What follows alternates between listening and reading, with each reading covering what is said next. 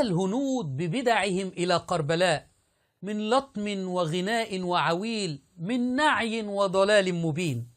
أتى الهنود يلطمون لطم شديد على صدورهم في كربلاء، وللأسف يقوم شيعة العراق بتقليد هؤلاء الهنود. شاهدوا ماذا يفعل الشيعة الهنود الذين أتوا إلى كربلاء.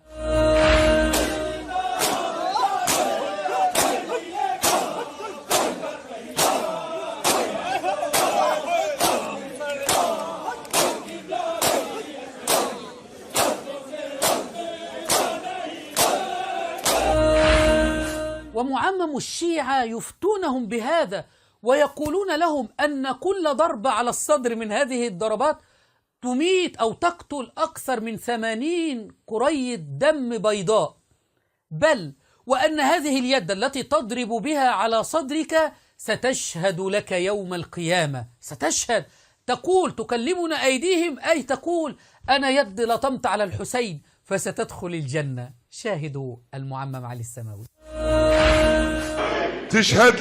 تشهد لك هاي الأكوف، تشهد لك تكلمنا أيديهم، تشهد لك يوم اللي تلطم على صدرك. وحقك أنا صار سنين أواعد الناس أقولهم راح أثبت لكم بالدليل الطبي أن كل ضربة كف على صدر تقتل 80 كرية دم بيضاء.